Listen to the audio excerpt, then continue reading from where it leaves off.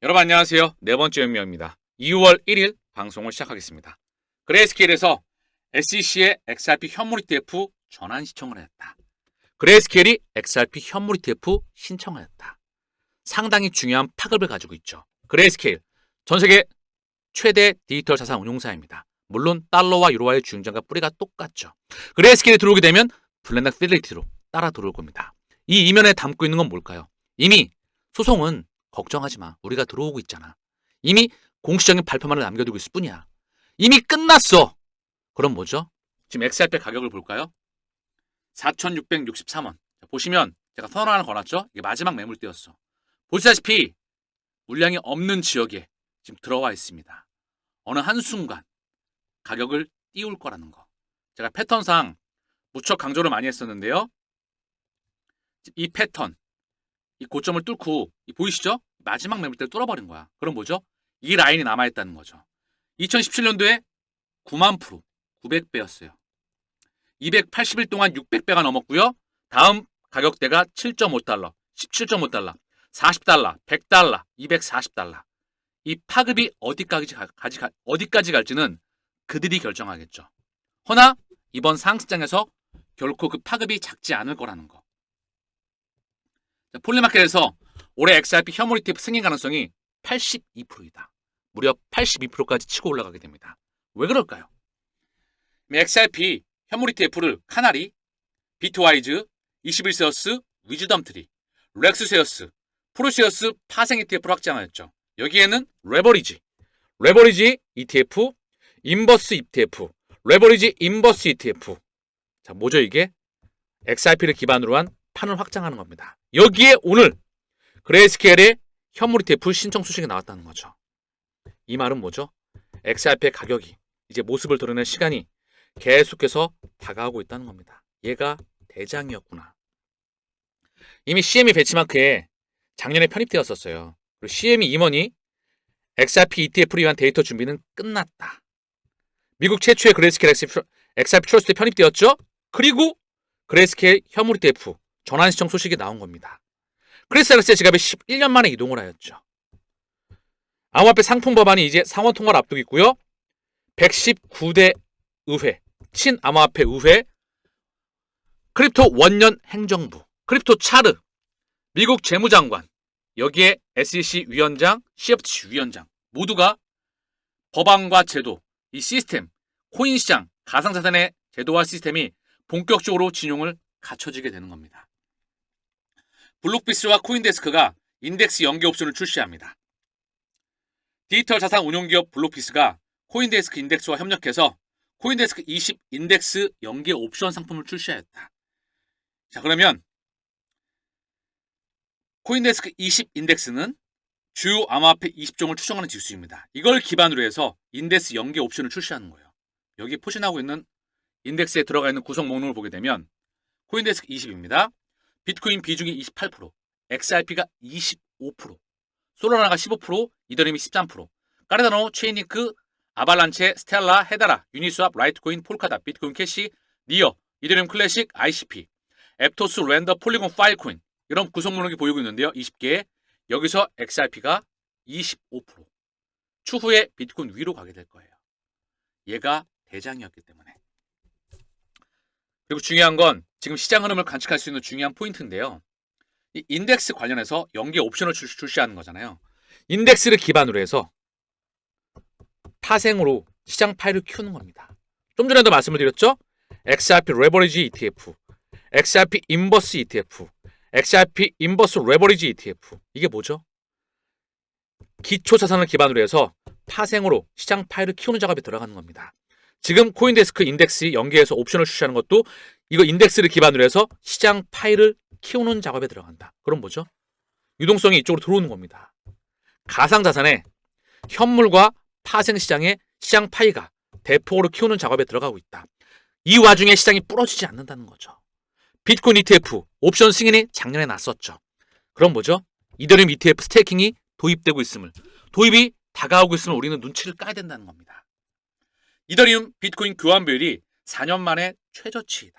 자, 보면은요. 이더리움 비트코인의 교환 비율이에요. 보면 이더리움이 상당히 부진하잖아요. 보시면 이 4년 동안의 저점을 깼다는 거예요. 깨고 이게 지금 이 바닥에 닿으면 상승, 바닥에 닿으면 상승, 바닥에 닿으면 또 상승할 때가 다가온다는 거죠. 감이 오시겠죠? 이더리움의 스테이킹이 도입이 되면 증권성 시비가 사라지게 됩니다. 자, 기관들이 ETF를 통해서 불확실성이 사라졌기 때문에 대규모로 자금이 들어올 수밖에 없어요. 이미 트럼프의 월드립 파이낸셜에서 이 포트의 비중에서 무려 57%, 60%에 육박합니다. 블랙락 피델리티가 바닥권에서 이더리움 매집을 완료하였죠. 게임 끝나 있어요. 이더리움이 터지게 되면 이더리움과 관련 코인들이 터지게 되고요. 많은 코인들이 증권수 시비에서 벗어나게 됩니다. 알트의 대시즌을 의미하고 있다는 거. 이는 곧 위험자산의 상승을 의미한다. 이는 곧 달러의 점진적인 하락과 국채금리 하락의 점진적인 하락을 의미한다. 이것과 맞물려서 주식과 코인에 거대 버블장이 다가오고 있음을 직감해야 됩니다. 리플가의 소송 또한 여기에 자리 잡고 있다. 감이 오시겠죠? 그렇기에 주식과 채권 금리와 환율 시장과 과산자산 이게 따로 움직이는 게 아니다. 이 종합적인 입체적인 그림을 그려나갈 수가 있어야 되는 겁니다. 스탠다드 차트에서 체코 중앙은행 비트코인 투자 승인 시에 6.9만 비트코인 보유가 가능하다. 전 세계 중앙은행들이 비트코인을 국가의 준비자로서 매집하게 된다. 막을 수 없는 패러다임이다. 보니까 얼마 전에 보니까 유럽 중앙은행 총재 크리스틴 라가르드가 우리는 비트코인 준비자산에 관심이 없어 뭐 이렇게 메시지를 통해 보냈더라고요. 미디어를 통해서. 허나 트럼프가 지금 12대10 반대. 신임 재무장관인 스캇 베센트가 우리는 12대10에 반대. 이거 100% 도입됩니다. 트럼프 1기 지금 2기잖아요. 1기 때 트럼프가 비트코인을 사기하라고 얘기했죠. 지금 뭐라고 얘기했죠? 나는 암호화폐 대통령이야. 비트코인 10만 달러 돌파를 축하해. 모든 국가의 중앙은행이 BTC를 국가의 준비자산으로서 매집하게 될 겁니다. 전 세계 중앙은행들이 비트코인을 매집하게 되면 비트코인 100억이 결코 허언과 허구가 아니다.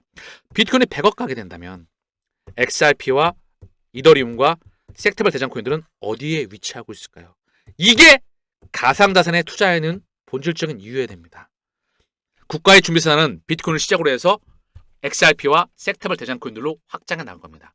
이미 브래드 라우스가 미디어를 통해서 계속 흘러내주고 있죠. 트럼프와 이야기 중이야. 트럼프와 회동을 가졌었죠. 트럼프, 브래드 라우스, 스튜어트 알도로티 회동을 갖고 작업이 진행 중이다. 허나 제 기준으로는 이들 위에 바로 그들이죠. 그림자 정부. 이들이 판의 축을 이동하는 겁니다. 어디에서? 실물 경제에서 종이, 주식, 채권, 부동산, 원자재, 환 이걸 기반으로 한 파생상품 이게 종이었잖아요. 이걸 블록체인 DLT 분산어장을 기반으로 해서 바로 가상자산 토코나 시장으로 옮겨나가고 있다. 그럼 여기를 키울 수밖에 없죠. 그래서 여기가 노다지예요. 금광이라고요. 금광. 여기는 계속 메가 팽창합니다. 이거를 눈치를 까야 된다는 거죠. 그래서 이 가상자산의 제도와 시스템을 규격을 맞추기 위해서 트럼프 행정부와 119대 의회가 들어오는 거예요. 이게 바로 2025이다. 그럼 뭐죠? 시장 판을 대폭 키우는데 얼마나 많은 유동성이 들어올 수 있을까요? 이쪽으로 짐 싸서 막대한 유동성이 지금 들어오고 있음을 직감해야 된다. 시나리오 1. 그 파급이 결코 작지 않겠죠. 자, 포브스에서 표지 모델의 마이클 셀러 선정하였다. 비트코인 연금술사.